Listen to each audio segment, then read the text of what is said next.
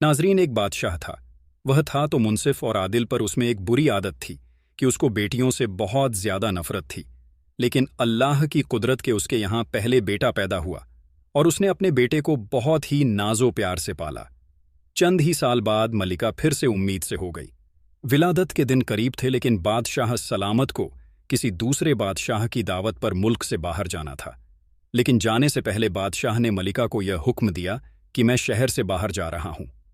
अगर मेरे आने से पहले विलादत हुई, लड़का हुआ तो ठीक है, लेकिन अगर लड़की हुई तो उसे हलाक कर देना। बादशाह शहर से बाहर चला गया। चंद ही हफ्तों के बाद उसकी बीवी को लड़की पैदा हो गई। लड़की बहुत ही प्यारी थी। मल्लिका देखकर रोने लगी, दुआ करने लगी कि ऐ मेरे प्यारे परवरदिगार, अब मैं क्या करूं। विलादत के वक्त एक दाई मौजूद थी जो मल्लिका की हालत-ए-ज़ार देख रही थी। अल्लाह तबारक व ताला ने उसके दिल में रहम पैदा कर दिया। उसने मल्लिका से कहा कि ए मल्लिका, आप दिल को छोटा मत कीजिए। मैं सबके सामने बच्ची को हलाक करने के बहाने ले जाऊंगी, पर मैं यहां से उसे अपने घर पर ले जाऊंगी और उसकी परवरिश करूंगी। अगर आप किसी तरह से बच्ची के लिए खर्च वगैरह भेजती रहेंगी तो आपकी बच्ची बहुत ही मैं नाजों से पालूंगी। मल्लिका ने बच्ची को दाई के हवाले कर दिया और महल में यह बात फैला दी कि दाई ने बच्ची को ले जाकर कत्ल कर दिया है। दाई ने अपने घर पर शहजादी की बहुत ही नाजों से परवरिश की। जब बादशाह सलामत सफ़र से वापस आए तो उसको यही हवाल सुनाया गया कि बच्ची की विलादत हुई थी और उसको हलाक कर दिया गया है। बादशाह यह सुनकर बहुत खुश हुआ। दाई ने लोगों के सामने शहजादी को अपनी नवासी जाहिर किया, यानी यह कहा कि यह मेरी नवासी है, और कभी कभार छुप छुपा के शहजादी को मलिका से मिलवा देती थी। अपनी बेटी को सही सलामत देखकर मलिका के दिल को करार मिलता और वह दाई को सोना चांदी दे देती कि मेरी बेटी की हिफाजत करना। शहजादी बहुत ही खूबसूरत थी। जवान होते ही शहजादी दुनिया के सामने शहजादी ना होते भी शहजादियों की तरह रहने लगी। एक दिन बादशाह की सवारी शहर से गुजर रही थी।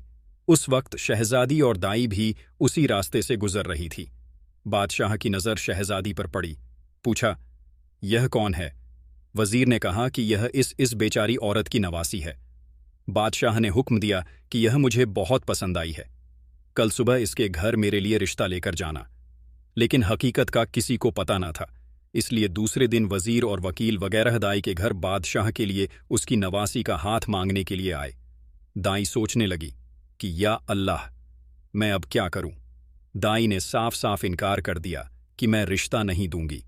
दाई बोली कि मेरी गरीब नवासी बादशाह के लायक नहीं है और न ही बादशाह को किसी गरीब से रिश्ता जोड़ना चाहिए, इसलिए दोबारा इस सिलसिले में मेरे घर मत आइएगा।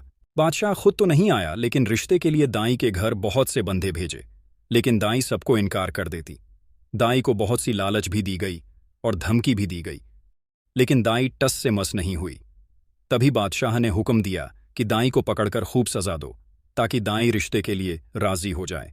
सिपाही दाई को पकड़कर बादशाह के सामने लाए और पीटना शुरू कर दिया। सिपाहियों ने इतना मारा कि कपड़े की तरह निचोड़ कर रख दिया। बेचारी पहले से ही 2 हड्डियों पर थी। इतनी मार बर्दाश्त ना कर सकी और बादशाह के सामने चीख पड़ी, बादशाह सलामत, यह कोई और नहीं बल्कि आपकी बेटी है। मैंने इसे हलाक करने के बजाय ले जाकर अपने घर पर इसकी परवरिश की है। तब बादशाह को एहसास हुआ कि मैं क्या गलती करने जा रहा था। खुदा ने उसे यह गुनाह करने से बचा लिया, लेकिन बादशाह यह सुनकर गुस्से में आ गया। बादशाह ने अपने बेटे यानी शहजादे को बुलाकर यह हुक्म दिया कि तुम अपनी बहन को जंगल में ले जाकर कत्ल कर दो और उसकी आंखें निकालकर मुझे दिखा दो, ताकि मुझे यकीन हो जाए कि तुमने इसको कत्ल कर दिया है। अब शहजादा परेशान हुआ कि वह कैसे अपनी बहन को अपने हाथों से कत्ल करेगा और अपनी बहन की आंखें निकालकर वह कैसे अपने बाप को लाकर देगा। शहजादे को यह गवारा ना था, लेकिन उसको पता था कि मेरा बाप मेरी बहन को हर सूरत में कत्ल करना चाहता है। अगर उसने अपनी बहन को कत्ल ना किया तो बादशाह दोनों को हलाक कर देगा। शहजादा मजबूर होकर अपनी बहन को साथ लेकर जंगल की तरफ चल पड़ा। जब दोनों जंगल में पहुंचे तो भाई की मोहब्बत बहन के लिए जोश में आ गई। शहजादा बहन से कहने लगा कि मैं किसी सूरत में भी तुम्हें कत्ल नहीं करूंगा, मैं तुम्हें यहीं छोड़ देता हूं, आगे तुम्हारी किस्मत है। तो दोनों बहन भाई गले लगकर रोने लगे।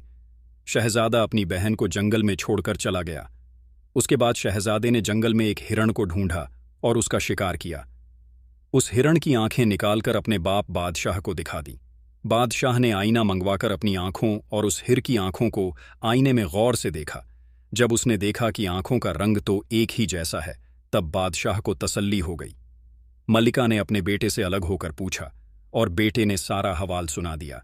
उसके बाद मल्लिका ने अपनी बेटी के लिए अल्लाह तबारक व ताला से दुआ की कि ऐ अल्लाह, मेरी बेटी को अपनी हिफाजत में रख और उसको किसी अच्छी जगह पार लगा दे। अब आगे शहजादी का किस्सा सुनिए। शहजादी जंगल में रहने लगी और अपनी भूख मिटाने के लिए जंगली फल फूल खाकर अपनी भूख को मिटा लेती। जंगल की झाड़ियों और कांटों से उलझ उलझ कर उसके कपड़े सारे फट चुके थे। एक दिन किसी और मुल्क का बादशाह उसी जंगल से गुजर रहा था। जब शहजादी ने घोड़े की आवाज सुनी तो वह जल्दी से एक पेड़ पर चढ़ गई। बादशाह शिकार करते करते थक चुका था। वह उसी पेड़ के नीचे आराम करने के लिए कपड़ा बिछाकर सो गया। शहजादी ने अपने आप को दरख्त के पत्तों से ढप रखा था। बादशाह जब उठा तो बादशाह की नजरें शहजादी पर पड़ी। वह हैरान होकर खड़ा हुआ और कहने लगा कि ऐ अल्लाह की मखलूक, तुम कौन हो? तुम कोई परी हो या जिन हो या कोई फरिश्ता हो या फिर इंसान हो? तुम मुझे सच सच बता दो, मैं तुम्हें कोई नुकसान नहीं पहुंचा। हंगा। शहजादी बोली कि ऐ अल्लाह के बंदे, मैं एक लाचार लड़की हूं। मेरे जिस्म पर कपड़े के नाम की कोई चीज नहीं है। तुमने जो अपने नीचे चादर बिछाई हुई है वह मेरी तरफ फेंक दो। मैं उस चादर से अपने आप को ढांप लूंगी और नीचे उतर आऊंगी। बादशाह ने वह चादर पेड़ की तरफ फेंकी। शहजादी ने वह चादर अपने ऊपर ढांप ली, उतर आई। बादशाह की नजरें जब शहजादी पर पड़ी तो वह हैरान का हैरान रह गया। शहजादी बहुत ही खूबसूरत थी। उसके पूरे शहर में उस जैसी लड़की कोई हसीन नहीं थी। वह अपने दिलो जान से शहजादी पर फिदा हो गया।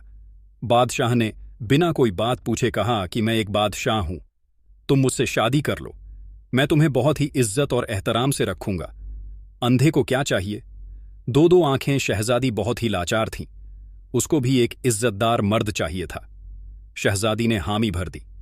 जब वह दोनों महल पहुंचे तो बादशाह ने अपने महल में ही उस शहजादी से निकाह कर लिया और उसको अपनी मलिका बना लिया। उसके बाद 1 साल बाद बादशाह के घर एक प्यारा सा बेटा पैदा हुआ और इसी तरह 1 साल के वक्फे से बादशाह के घर 3 बेटे पैदा हो गए। बादशाह को अपने बीवी बच्चों से बहुत प्यार था। बादशाह मल्लिका से पूछने लगा कि जब हमारे अब 3 बच्चे हो चुके हैं तो तुम बताओ कि तुम कहां से आई हो और तुम्हारे वालिद का नाम क्या है। मल्लिका ने पहले तो बात को टालना चाहा, लेकिन बादशाह ने बहुत दबाव डाला तो मल्लिका ने बता दिया कि मैं फलां बातें बादशाह की बेटी हूं। मल्लिका ने सारा वाकया सच बता दिया कि मेरे वालिद को बेटियों से नफरत थी और इस तरह करके मैं जंगल में पहुंची और वहां से मुझे आप मिल गए। जब शहजादी के शौहर बादशाह ने शहजादी की दुख भरी दास्तान सुनी तो कहा कि तुम अपनी तैयारी करो, मैं तुम्हें तुम्हारे बाप के पास लेकर जाऊंगा। शहजादी ने बहुत मिन्नत की कि मुझे मेरे जालिम बादशाह के पास मत लेकर जाओ, लेकिन बादशाह ना माना। आखिरकार वह मजबूर होकर अपने बाप के पास जाने के लिए तैयार हो गई, यानी अपने मायके जाने के लिए तैयार हो गई। बादशाह ने एक बड़े लश्कर के साथ अपने बेटों और अपनी मलिका को लश्कर के साथ रवाना कर दिया और खुद किसी शहर के जरूरी काम से रुक गया। अपने बच्चों बीवी को वकील, वजीर और काजी के हवाले कर दिया और कहा कि इनका ख्याल रखना, और साथ में कहा कि तुम लोग मलिका और बच्चों को लेकर रवाना हो जाओ और मैं पहली या दूसरी या तीसरी मंजिल पर तुम लोगों से आ मिलूंगा। वह सारा लश्कर मलिका के मायके जाने के लिए रवाना हो गया और जाते हुए पहली मंजिल पर ही शाम हो गई और उन्होंने वहां पड़ाव डाला। तमाम खेमे लगवाए गए। शहजादी ने देखा कि वजीर का खेमा तो मेरे खेमे के साथ ही लग रहा है। उसने वजीर को बुलाया और उससे कहा कि ऐ वजीर, क्या तुम नहीं जानते कि मैं एक बादशाह की बीवी और एक बादशाह की बेटी हूं? तुम अपना खेमा मेरे खेमे से दूर लगाओ। लेकिन वजीर कहने लगा कि मलिका साहिबा, बादशाह ने हमें आपकी हिफाजत की खातिर आपके साथ रवाना किया है। शहजादी बोली कि तुम मेरी परेशानी मत करो, लेकिन वजीर ना माना। उसने खेमा अपना वहीं लगा लिया। रात का खाना खाया, थके हारे लोग सो गए और रात हो गई। वजीर के दिल में खोट था और उसे नींद नहीं आ रही थी। आखिरकार वह आधी रात को उठा और मलिका के खेमे में दाखिल हो गया। जब मलिका की आंख खुली तो उसने देखा कि वजीर है। उसने वजीर को ललकारा और बाहर जाने को कहा, लेकिन वजीर आगे बढ़ने लगा। मलिका बोली कि ऐ वजीर, मैं एक बादशाह की बेटी हूं, मुझे मखलूक के सामने बदनाम ना कर और यहां से तू चला जा। लेकिन वजीर आगे बढ़ने लगा। शहजादी ने देखा कि वजीर नहीं रुक रहा तो शहजादी ने अपने बड़े बेटे को आगे किया और उसके सर की कस्में दी कि तुम्हें इस बच्चे के सर की कसम वहीं रुक जाओ और यहां से चले जाओ। मल्लिका ने अल्लाह पाक की, उसके प्यारे रसूल सल्लल्लाहु अलैहि वसल्लम की भी कस्में दी, कुरान की कस्में दी, लेकिन वजीर न टला। लेकिन बदकिरदार वजीर के दिमाग में शैतान घुस चुका था। वह आगे बढ़ा और उसने अपनी तलवार से बच्चे का सर धड़ से अलग कर दिया। मल्लिका ने देखा कि वजीर नहीं टलेगा तो कहने लगी कि मैं एक पाक औरत हूं और इस वक्त वजू में हूं, तुम मुझे इतना मौका दो कि मैं अपना वजू तोड़ के आ जाऊं। वजीर बोला, ठीक है, तुम जाओ और जल्दी वापस आ जाना। शहजादी खेमे से बाहर निकली और भागती हुई एक बड़ी सी झाड़ी के पीछे जाकर छुप गई। वजीर कुछ देर इंतजार करने के बाद खेमे से बाहर निकलकर शहजादी की तलाश में निकला। बहुत देर इधर उधर ढूंढने लगा, लेकिन शहजादी ना मिली। आखिरकार सुबह होने लगी। वापस शहजादी के कमरे में आया, बच्चे की लाश को उठाकर कहीं दूर जाकर दफन कर दिया और खुद अपने खेमे में आकर घुस गया। जब सुबह हुई तो मल्लिका अपने कमरे में आ गई। अपने बड़े बेटे को ना पाकर बहुत ज्यादा रोई। इतने में ही लश्कर फिर से रवाना हो गया और चलते चलते शाम हो गई। दूसरी मंजिल पर पड़ाव डाला गया। शाम को खेमे लगाए गए। मल्लिका ने देखा कि वजीर का खेमा वजीर बहुत ज्यादा दूर लगा रहा है, लेकिन देखा कि वकील का खेमा शहजादी के खेमे के साथ लग रहा है।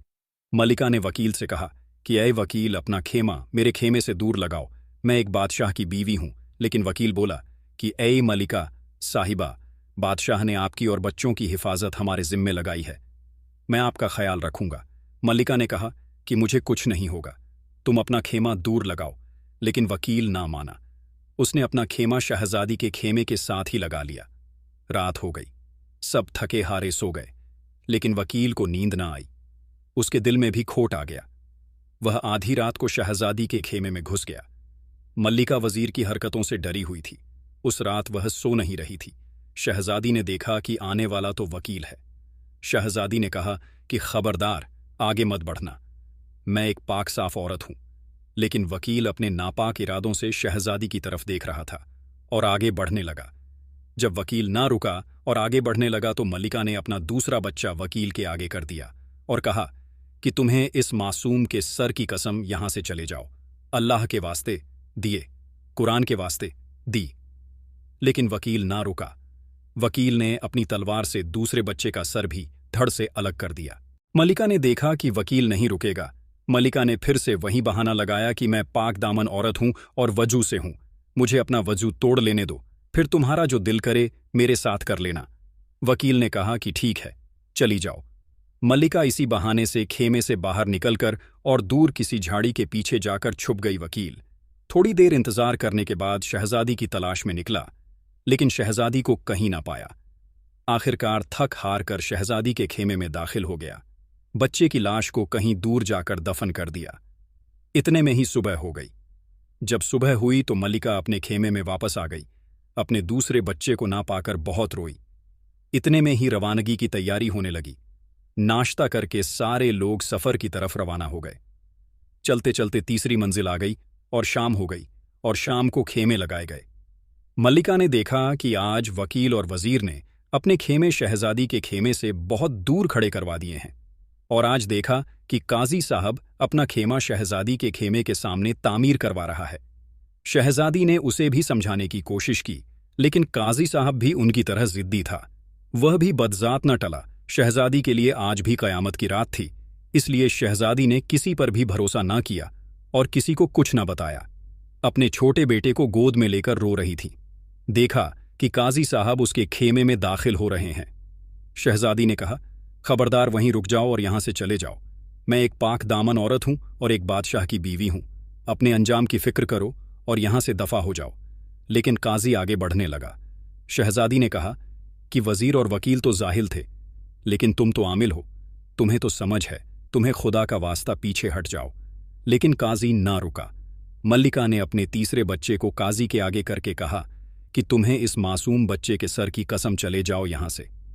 लेकिन काजी ने भी वही किया।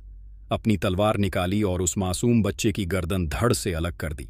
मल्लिका ने काजी को भी वही बहाना लगाया कि मैं एक पाक दामन औरत हूं और वजू से हूं, तुम मुझे इतना मौका दो कि मैं अपना वजू तोड़ लूं, फिर जो तुम्हारा दिल करे वह मेरे साथ कर लेना। काजी ने उसको जाने दिया।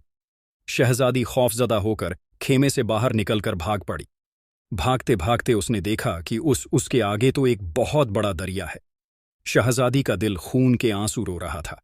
डर के मारे सोचने लगी कि अगर बादशाह सलामत ने पूछा कि मेरे तीनों बच्चे कहाँ हैं, तो मैं उसको क्या जवाब दूंगी। पता नहीं वह मेरी बात का यकीन करेंगे भी या नहीं। अपने तीनों बच्चों का गम दिल में लिए और बादशाह का खौफ, शहजादी ने दरिया में छलांग लगा दी। शहजादी को दरिया दूर बहाकर किसी किनारे पे ले आया। आगे 6 फकीर बैठे थे जो अपने कपड़े धो रहे थे। शहजादी ने जब उनको देखा तो खौफजदा हो गई कि मैं तो उन 3 बदजातों से अपनी जान छुड़ाकर भागी थी और इधर यह 6 फकीर मेरे पीछे पड़ गए हैं। वह 6 फकीर कह रहे थे कि यह मेरी है, मेरी है। लेकिन आखिर उन्होंने यह फैसला किया कि इसको अपने वालिद के पास ले जाकर देखते हैं कि वह क्या फैसला करते हैं। उनका वालिद एक अक्लमंद इंसान था। शहजादी को देखते ही समझ गया कि यह एक अमीर घराने की औरत है। मेरे कोई भी बेटा इसके लायक नहीं है।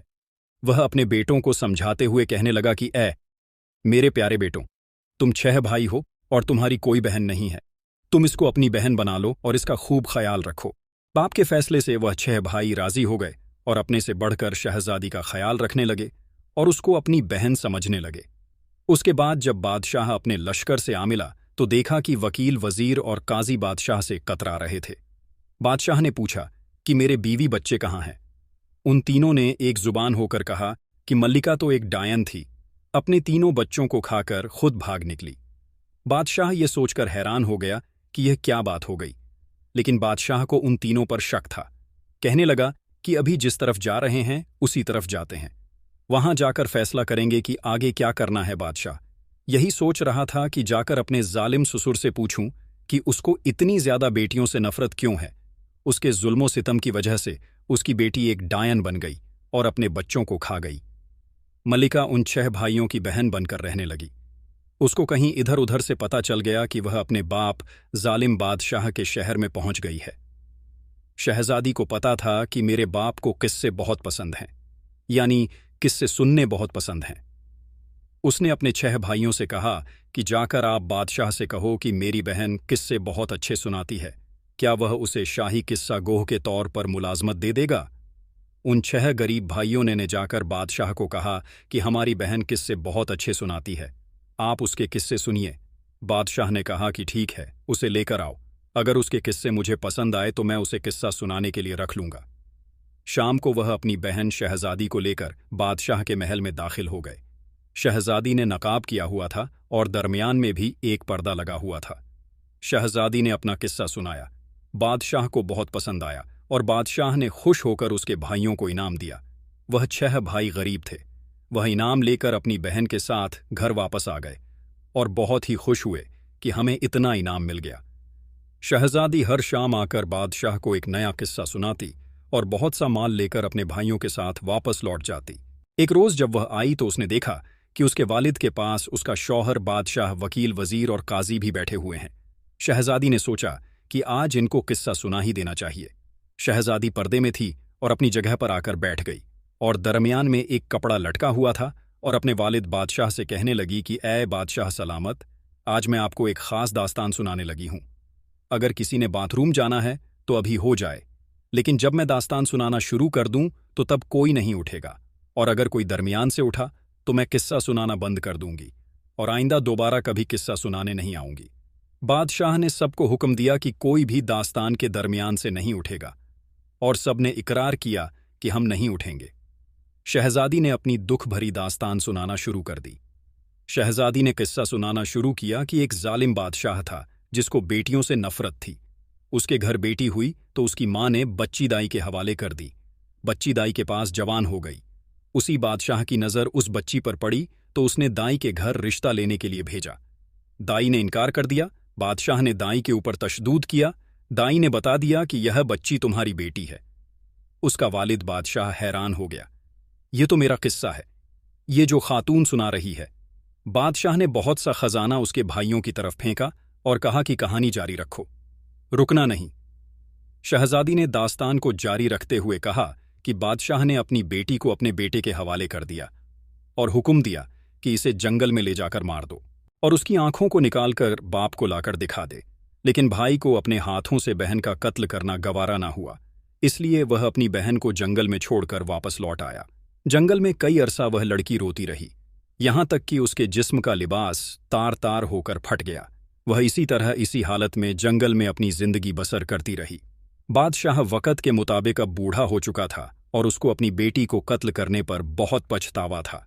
बादशाह दास्तान सुनते जा रहा था और रोते जा रहा था। शहजादे को जब पता चला कि यह तो मेरी बहन का किस्सा है, उसने बेचैन होकर बहुत से हीरे जवाहरात शहजादी की तरफ फेंक दिए और कहा कि कहानी जारी रखो, रुकना मत। शहजादी ने वह हीरे जवाहरात अपने भाइयों की तरफ फेंकते हुए कहानी जारी रखी। शहजादी ने दास्तान जारी रखते हुए कहा कि उस जंगल में उसको एक बादशाह मिला, जिस बादशाह को वह लड़की बहुत पसंद आई। उसने अपने महल में ले जाकर उस लड़की से शादी कर ली। उसका शौहर बहुत ही दिलचस्पी से यह किस्सा सुन रहा था। जब उसने यह बात सुनी तो वह समझ गया कि यह तो मेरा और मेरी बीवी का किस्सा है। उसके शौहर बादशाह ने शहजादी की तरफ बहुत से हीरे जवाहरात फेंके और कहा कि कहानी को रोकना मत, इस कहानी को जारी रखो। शहजादी ने वह हीरे जवाहरात अपने 6 भाइयों की तरफ फेंके और कहानी जारी रखी। शहजादी ने कहानी को जारी रखते हुए कहा कि बादशाह ने उस लड़की से शादी कर ली और शादी के बाद उसको 3 बेटे पैदा हुए। एक दिन बादशाह ने अपने बीवी बच्चों के साथ वजीर, वकील और काजी को भेज दिया। लड़की के मायके की तरफ अब मजमे में बैठे दास्तान सुनते हुए वकील, काजी और वजीर की आंखें खुल गईं कि यह तो हमारी दास्तान है। उसके शौहर बादशाह ने कुछ और हीरे जवाहरात लड़की की तरफ फेंके और कहा कि इस कहानी को जारी रखो, मुझे इस कहानी को पूरा सुनना है। शहजादी ने वह हीरे जवाहरात अपने 6 भाइयों की तरफ फेंक दिए और कहानी को जारी रखा। शहजादी बोली कि पहली मंजिल पर बादशाह का वजीर उस लड़की के खेमे में आया और उसके साथ नापाक काम करना चाहता था। वजीर ने उसके बड़े बेटे को कत्ल कर दिया और लड़की किसी तरह अपनी इज्जत बचाकर वहां से भाग गई। उसी वक्त मजमे में वजीर बोला कि ऐ बादशाह सलामत, मुझे बहुत जोर से पेशाब आ रहा है, मैं अभी आता हूं।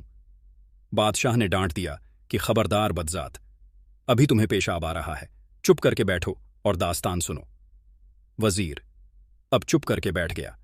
शहजादी ने कहा कि दूसरी मंजिल पर अब वकील शहजादी को तंग करने लगा और उसके दूसरे बच्चे को भी कत्ल कर दिया और लड़की अपनी इज्जत बचाकर वहां से भाग गई। अब मजमे में बैठा वकील कहने लगा कि बादशाह सलामत, मुझे बहुत जोर से बाथरूम आ रहा है। बादशाह ने उसे भी डांट दिया कि अब तुम्हें बाथरूम लगा है, चुप करके बैठो और दास्तान सुनो। और वकील भी खामोशी से बैठ गया।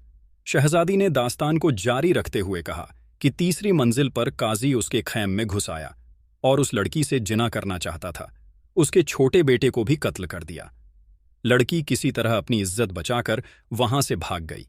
लड़की ने वहां से भागकर एक बड़े से दरिया में छलांग लगा दी। काजी को पता चल गया कि यह मेरी कहानी है। काजी भी कोई बहाना बनाने लगा। बादशाह ने उसको भी डांट कर चुप करा दिया। लड़की को दरिया ने किनारे पर डाला। वहां पर उसको 6 भाई मिले जो उसको अपने साथ घर ले गए। 6 भाइयों ने जब सुना कि यह तो हमारी बहन का किस्सा है तो वह खामोशी से सुनने लगे।